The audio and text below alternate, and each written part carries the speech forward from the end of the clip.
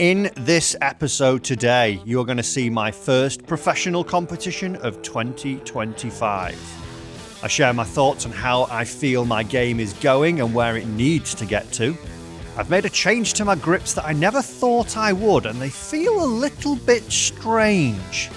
And something very special happens during the first comp of the year.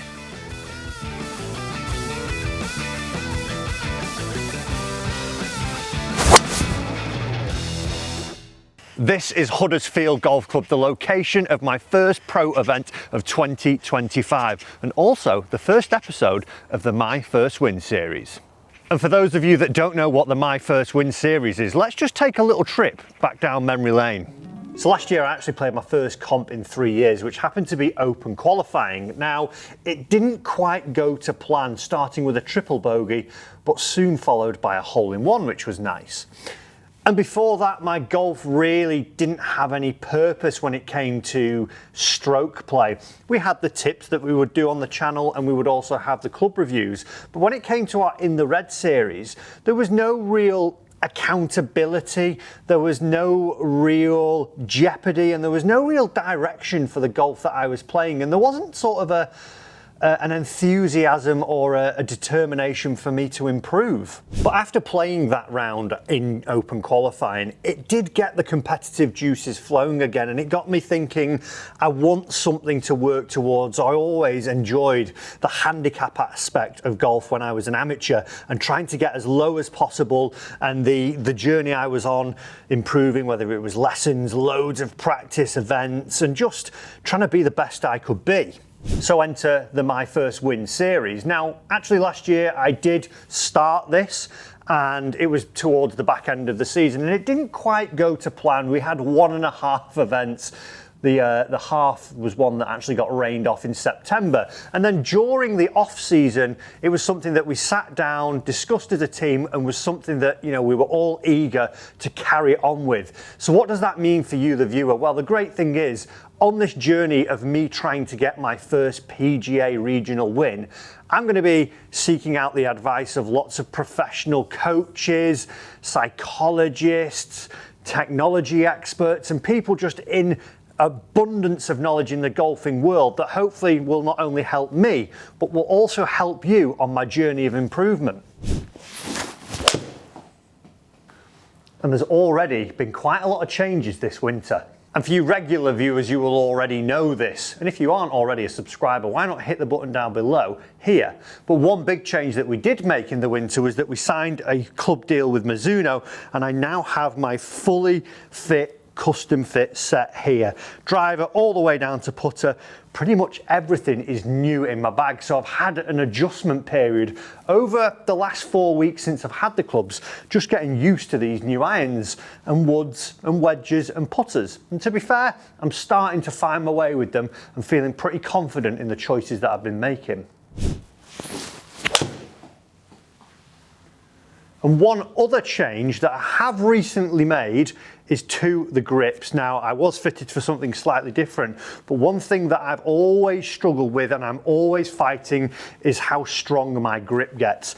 And these new Golf Pride Max Align grips are something that I never thought I would have, because they have this sort of rib down the back of the grip here, this red line that you can see that protrudes from the grip, and it's a reminder as to where the hand should be. And one thing that I've been struggling with a lot, and my coaches have mentioned, that my grip gets too strong, and it's been a historical problem. But with this now, I put them on, and I've already played one round with them and been hitting quite a few golf balls, and I'm finding it's just helping me get the hands in the right place and helping me not have to have something else to worry about when I'm stood over the golf ball.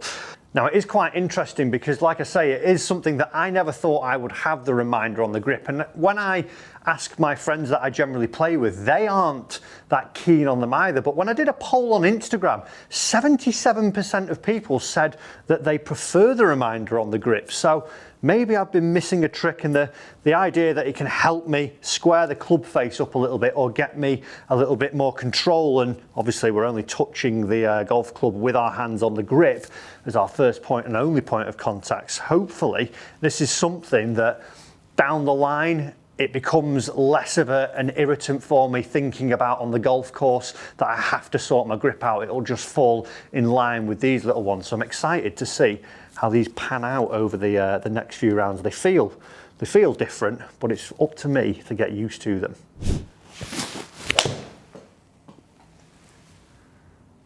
And probably the biggest change of all has been a switch in coaches. I've had my dad for a long time and still a fantastic coach and probably the person I would trust most with my golf swing. But over the winter, I've adopted a new swing coach in Damien Taylor, who I've already had a couple of lessons with, and my iron swing is definitely feeling like it's on the right track. Still need to get my driver swing a little bit under check, but that's for us to work together throughout this period, you know, over the year. Hopefully it's a couple of years that we're working together, if not longer, but hopefully you can get that in check. I have another couple of people that I'm also seeking advice for on my golf swing and also some mental stuff as well. I've had my friend Shane Jenkinson, who's a fantastic pro over in Ireland, give me a short game lesson whilst we were over at the Jameson Golf Links Portmarnock Resort last week, and honestly, it was probably one of the best lessons I've had in a long time. I felt so excited and so confident in my short game walking around from there. He even played around with us and gave us a little bit of a strategy advice, because he himself is a fantastic player and has won multiple PGA events, the same standard that I'm going to be playing in. So it was great to pick his brains as well.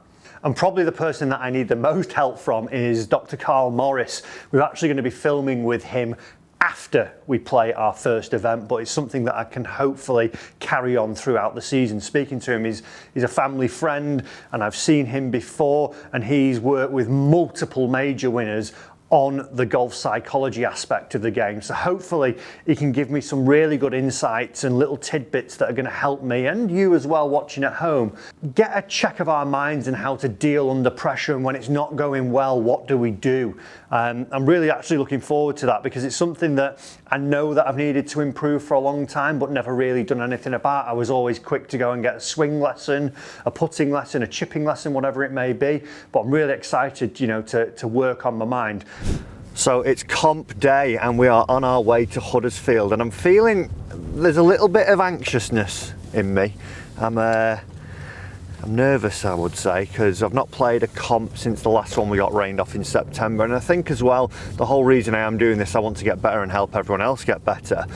But you know, in the comments a lot of the time when I've been playing in the Reds and I'm not playing my best golf, there's a lot of people saying, well, you're nowhere near scratch, you're dreaming and all this, and it does get to me a little bit. You think, like, I know I'm a better golfer than that, so I think I've just got to get that out of my head and just focus on my process, and hopefully we can start to put some of the good golf that I've been working on and playing actually out there in this comp today. But I think for this first comp, I think it's just great to set a benchmark and see where we're going to be with our golf, and hopefully just play some half decent stuff would be nice. But if I can control my nerves, not get too nervy and too worried, that'll be a positive.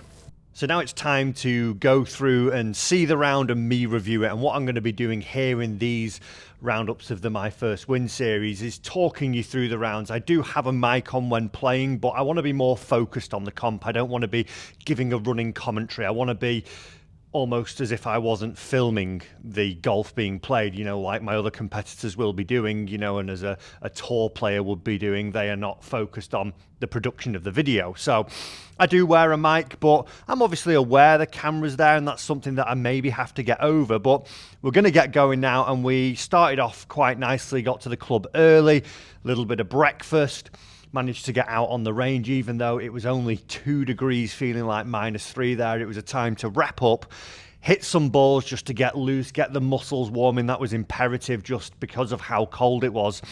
And then also head down to the putting green and get a little bit of a gauge for how quick the greens were. So one of the things that I sort of have always tried to focus on moving into this is that I can't treat it like one of the other filming rounds that we may have maybe in the Red, that sometimes we're off getting other drone shots and doing other bits and bobs, and it leads to maybe not as focused pre-round prep. So I was quite happy that I got into that.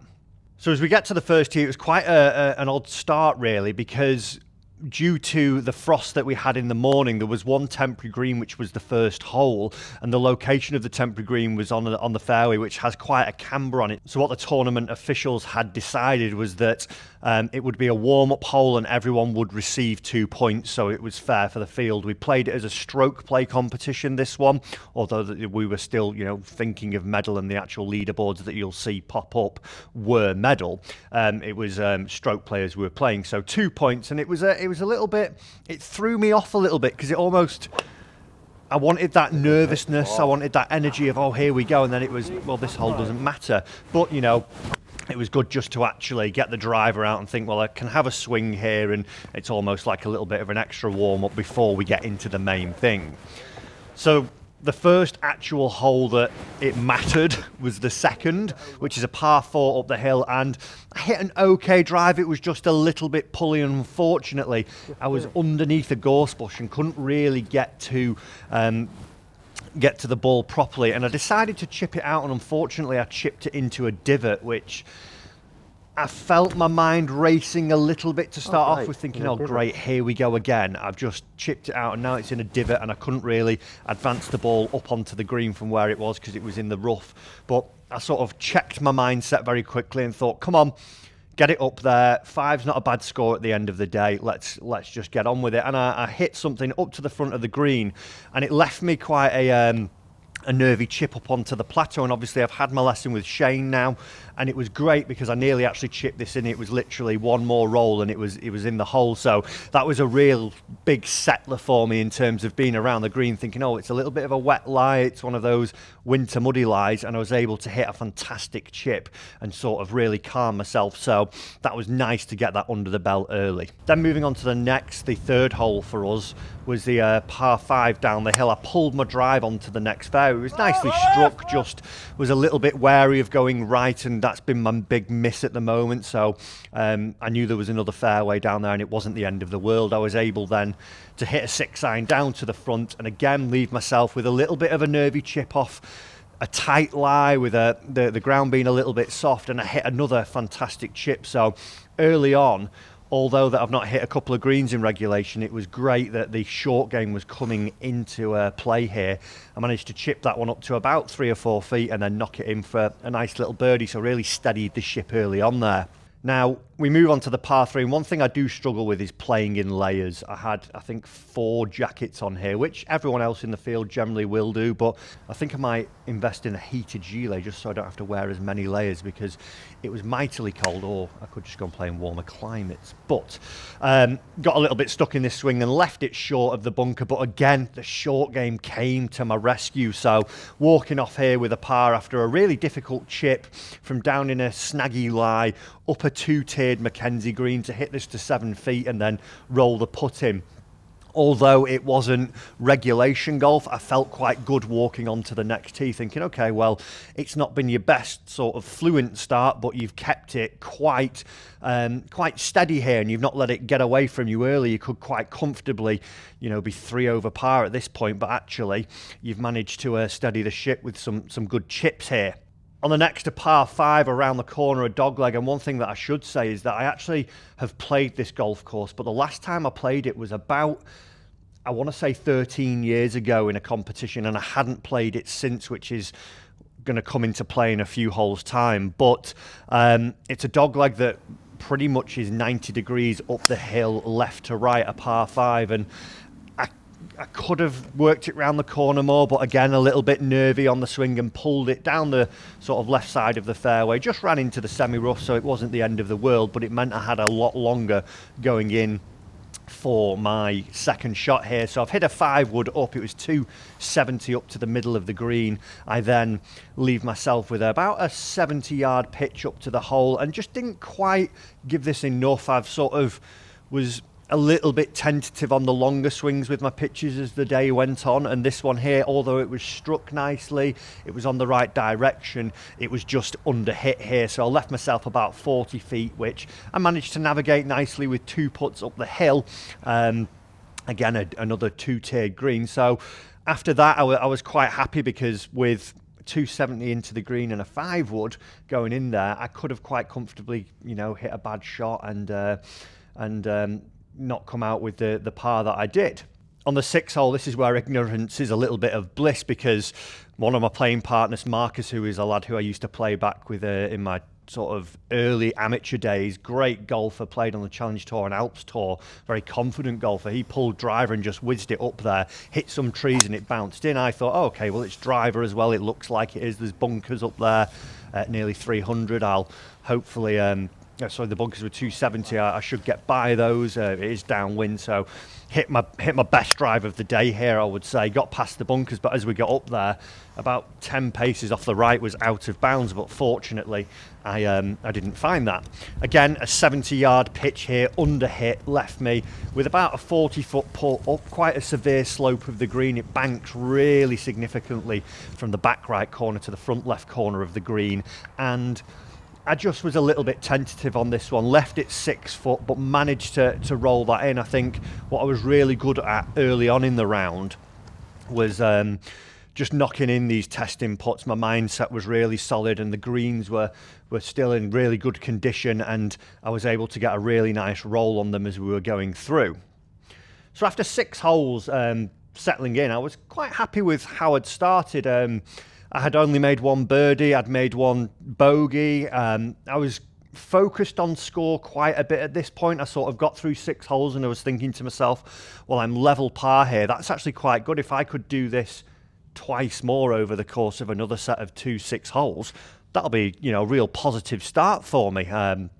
I feel like I was quite nervous and anxious playing those holes. I was aware that it was my first competition since September, and overall I was pleasantly surprised with, given how cold it was and how difficult it was, to get a proper swing on it, how I'd managed to navigate these first 6 holes. The 7th hole is where the practice round really would have come in. We stood on the tee and Marcus did give us a line as to where we should be going. It was a big dogleg right to left, and there was a couple of bunkers in the fairway, around about 240. So I was umming and ahhing between 3 wood. I actually eventually pulled driver, and the wind was into off the left, and I thought, well, it's cold. If I hit sort of my miss, which is a high sort of cutty shot, it's not really going to go anywhere. It'll go sort of 260, which is where I zapped some trees to be at 275 as the run out to the corner. So I thought, well, I'll never really get anywhere down there. And I hit one and it started out on line, but just got a little bit high and a bit cutty. And I seen a couple of bounces down in what I thought was the fairway. And as we get down there, I actually noticed some out of bounds stakes. So approaching the golf ball, we had a little bit of an and an ah, because there was a stake that ended about 30 yards back, and then there was a stone wall that was sort of a little sort of run off down the fairway, and then there was a stone wall, then there was the trees, and then further on was the practice ground. And we and ahed for a couple of minutes, and then I walked further down the hole and we could see another white line, and it was actually out of bounds as it turned out. So I didn't end up going back to the tee with it being Stableford. It just meant that, I could have picked 1 point up. I maybe should have done there, but we were trying to keep the pace of play going. And at this point, I thought, well, do you know what? It's only 2 points at the end of the day. I'm going to move on. I wasn't too fussed. I didn't really dwell on it too much in terms of, oh, that's so unlucky, oh God, why me? I was thinking, probably should have hit 3 wood there. My playing partner Mike, he actually hit the 3 wood down into the location where I thought I needed to be. So it was a little bit unfortunate, but one of those things that, moving forwards, I've got to make sure that I know that golf course. I know where the internal out of bounds are. I know where hazards are, and I know if I'm to lose sort of shots on blind holes, it's not going to be a problem. So it was all on me at the end of the day. On the next, then, a par 3 up the hill. Just a little bit of a leaked pitching wedge that just came out of and left it in probably the worst spot, in between bunkers to a tight right pin. But again, I was quite excited to hit the chip. I'd hit these earlier chips during the round really well, and it was a shot that during the lesson with Shane I'd actually hit that was on a downslope off a bare lie to a tight flag, and I thought, great, I can do this. And I hit a pretty decent shot that was 10 foot, past me, probably would have flubbed it into the hill and been, really have steam blowing out of my ears. So I was quite happy that I managed to get this one up there. Now, The putt I actually thought was a decent putt. It just missed on the low side, lipped out, and it was a tap-in. So a bogey. And at this point then, my mindset became very much more focused on score. We get onto the 9th tee and I hit, again, another great drive. And this is something where my driving, I didn't really have too many of the leaky shots during the day. And it was a good sign for me that I thought, okay, well, I've just made 1 point on the par 3. I've made no points on the par 4 through that fault of my own, not knowing where the internal out of bounds was. But I managed to hit a good shot down there, hit a really nice 9-iron into about 13 feet, and then hit a fairly decent putt that just jumped left on me as soon as it left the blade, and it just missed low, and it was a tap-in par. And I thought, well, you know, after 9 holes, I'm now 3 over par, or I've lost 3 points. I'm not too worried about this. As we moved on to the 10th, then it was a drivable par 4, or another dog leg, a blind one, up the corner, left to right, which I hit. Again, a really nice drive too. Left it pin high left.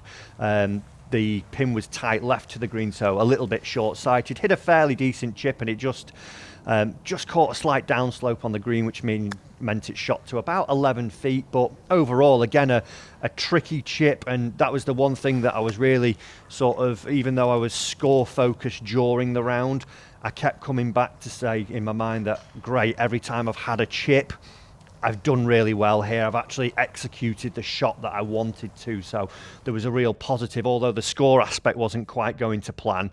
I was seeing that, you know, there were signs, you know, that lesson that I've had is really working for me.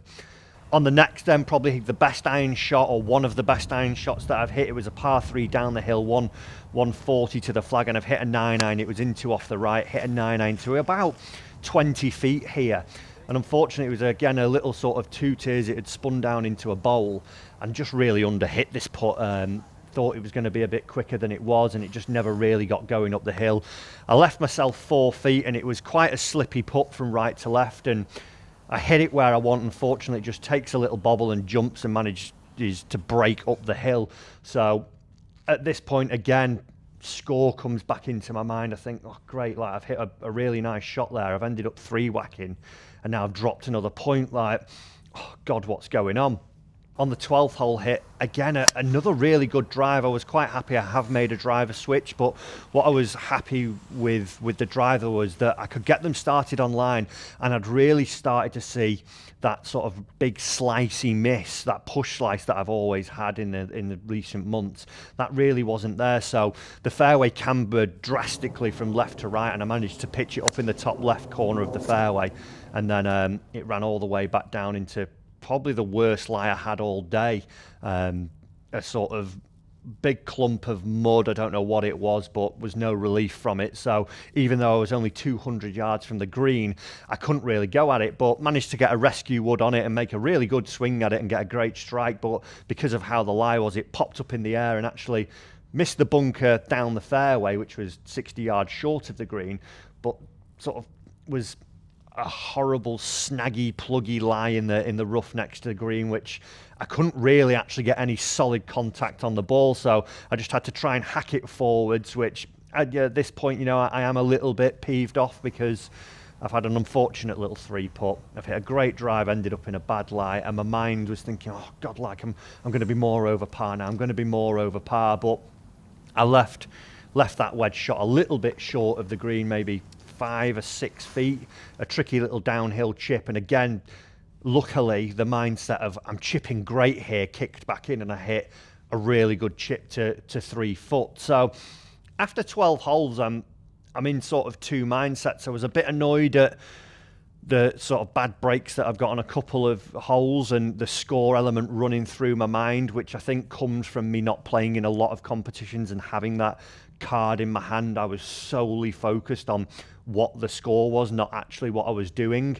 I was happy with how the process was going with the chipping, but with the other elements of my game, I wasn't taking stock like I had done with the wedges. But we move on to the 13th, and this is where I've hit my best iron shot of the day. It's a par 3 into wind, 145, and it's blowing about 15, 20 miles an hour into uphill. But I hit this little chippy 6-iron, a shot that I wouldn't really have been comfortable with before I started having my lessons with Damien, but I feel like my iron swing is getting into a good place, and I managed to hit this into about 10 feet here. Like I say, it was my best iron shot of the day, and I was really happy that I could execute sort of the flight that I had seen.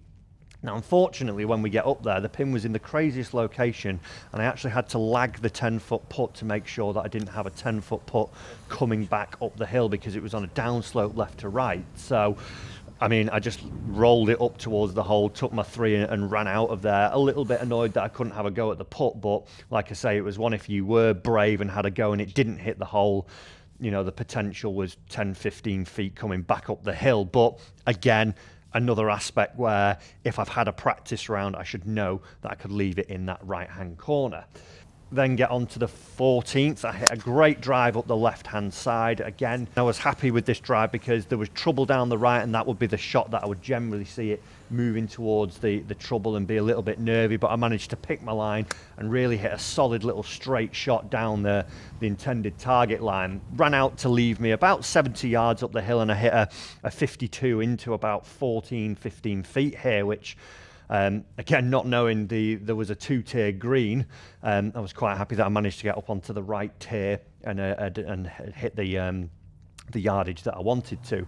Luckily, this one manages to catch the hole, perfect pace, and just drops in on the right-hand side for my second birdie of the day, and I felt like, oh, great, finally I've sort of got something out of this round. We then move on to the 15th, folks, where, that's right, it's about to happen. It's a temporary hole, this one.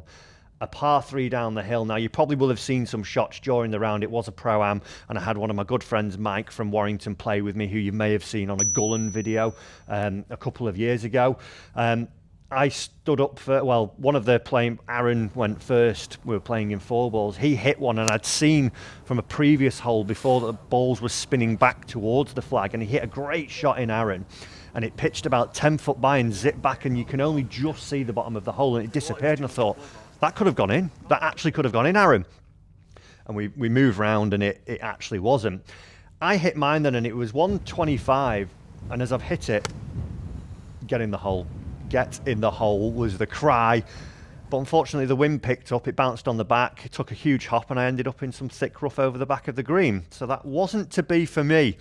But luckily, Mike steps up, hits the same pitching wedge, a little kick off the board on the right, a little bit of spin, and would you know it, it is the next hole-in-one we have on the channel. It was absolutely awesome. I jumped for joy. I'm screaming. There was a group up on the green from the previous hole, and they were looking at me thinking, no, we can see the ball. It's 10 feet away, Matt, but they hadn't seen Mike hit the shot and actually spin it into the hole. So we walked down the hole, not quite knowing, because I'm the only one who's actually seen the golf ball go in. Like I say, the hole, if you only stood in a certain position, you could see it. So it was great to sort of wander up there. Mike gets the ball out of the hole, and, you know, just so happy for him to get a hole in one and have it on camera. It's, you know, something that he'll be able to cherish for a long, long time.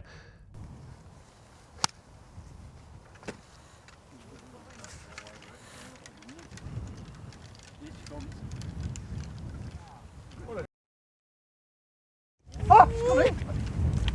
It's gone in. I hope so. She's scaring you, are you? I hope so. I think the point is it? Nice one, man. Well done, mate. Nice one. Good one. You can claim my pitch mark, man. Beautiful.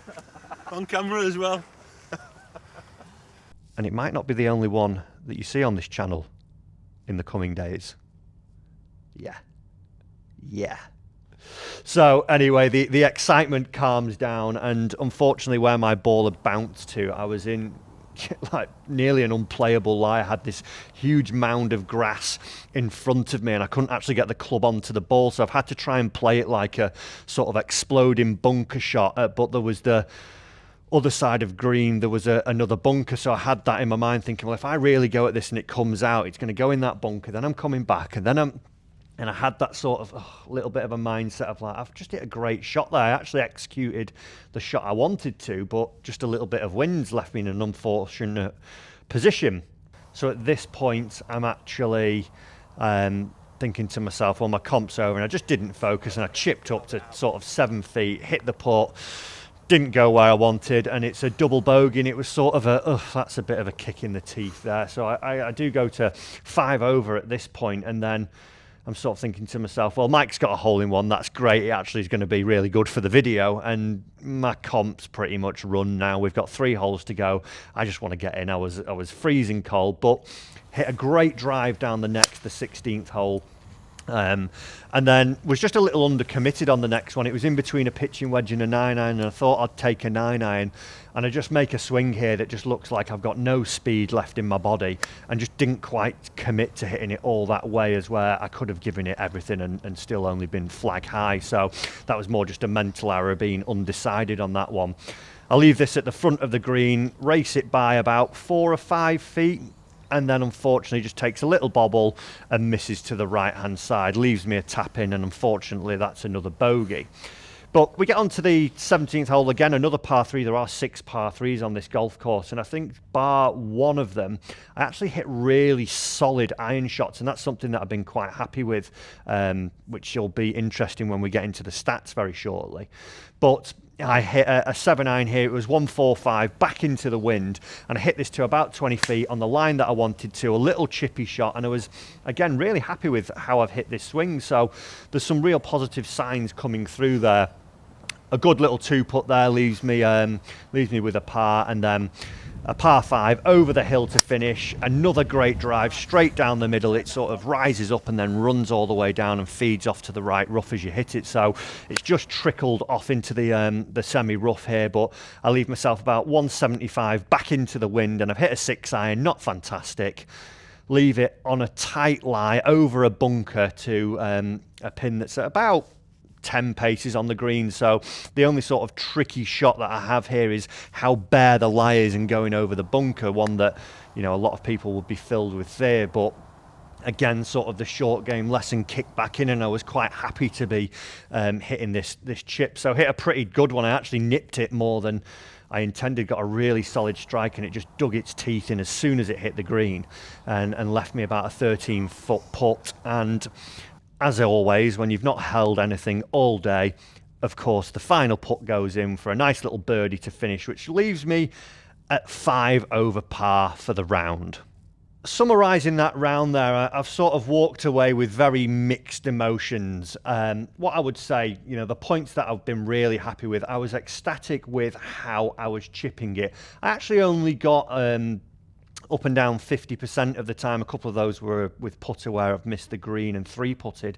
But with a strokes gained, I actually only lost 0.26 strokes around the green. So pretty happy. And there were some chips that were really high tariff shots, and I hit them exactly how I wanted to, you know, especially those first 3 holes.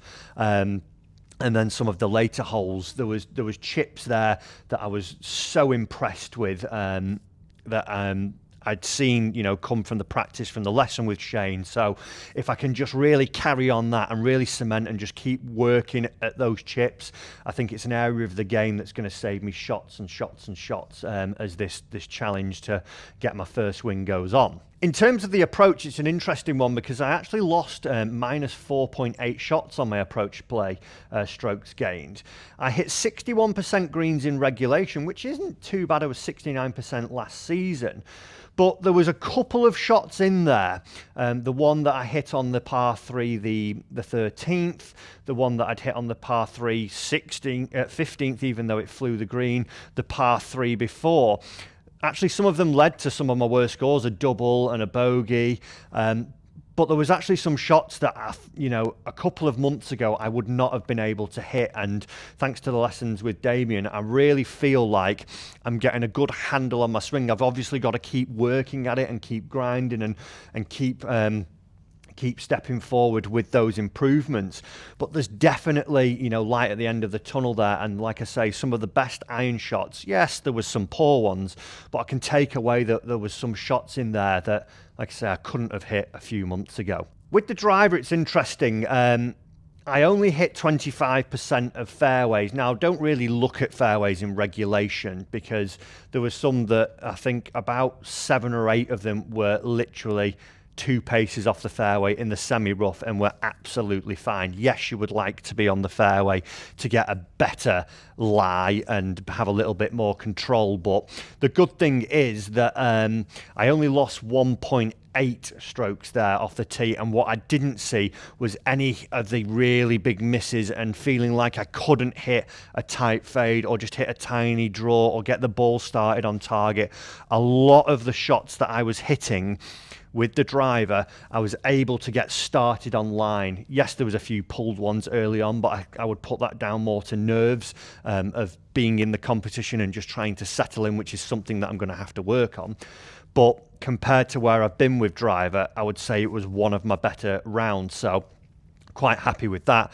Putter, I'm not that fussed about. I always think on winter conditions on the greens, they're a little bit softer, so you're going to get a little more wear and tear with footprints. And I just caught a few bobbles, which is to be expected. So, you know, as putting moves on, I know it's the strongest part of my game. I lost 1.4 strokes today there, but I'm not worried in that sense. I've just got to keep believing and keep doing what I do with a putter. But the big thing that I would say I need to do, and this only will come with more rounds and more repetition, and also maybe a little bit of a change in mindset, is not be focused on score throughout that whole round. From that first hole where I was like, oh, we get 2 points, that's great, I've already got 2 points in the bank, to then teeing off on the second when I pulled it and saw it go towards the gorse, I was like, oh no, I'm going to make bogey or worse here. And everything was more about a score outcome as opposed to actually hitting shots and thinking, well, did you actually do what you were intended to do there? It was more about the score. I've actually got a lesson lined up tomorrow with Carl Morris, golf's leading performance coach, who's worked with multiple major winners, and there's going to be something special. I've had the lesson at this point as I'm recording it, and in hindsight, if I would have had that lesson before this comp, I think my mindset would have been a million times different, because it was eye-opening what he did with me out on the golf course. And like I say, something very special's coming from that video. We could be the channel on YouTube with the most hole-in-ones. I'm just going to put that out there. So as the result goes, the winner was actually 10 under par, which is absolutely incredible. I could have, I think, 3 rounds and I wouldn't get anywhere near that. But I think the thing with the 2020 Pro Tour, this standard is so good. The actual first person I saw walking into the clubhouse was Dan Brown, who was the fairy tale story of 2024 Open. It was his actual brother who was playing. I don't think Dan played. I think he might have been caddying with him or just playing along with him. But there's some seriously good players. I finished 5 over par in a tie for 30th position out of 44 people. So bottom half of the leaderboard. But as a benchmark goes, I think I've learned a lot from that round, and I've got some good stuff to take forwards, and definitely doing this journey and already having my lessons with Damien, Shane, Carl, speaking to other people, and even the Tour Tier series that we did last year, I'm already picking up loads of great nuggets, and hopefully you're learning from this as we do this. And it's exciting me to get going. I've not booked my next comp yet. There is potentially one on the 3rd of March, but we might be out of the country, so I do have to look at when that will be. But hopefully I'll get one in March, and I want to get back out there and get those reps in competition. Guys, I hope you have enjoyed this video. Make sure you've subscribed so you don't miss the video with Carl Morris. And why not check out another video here where you can see how I actually got that short game in check with Shane Jenkinson.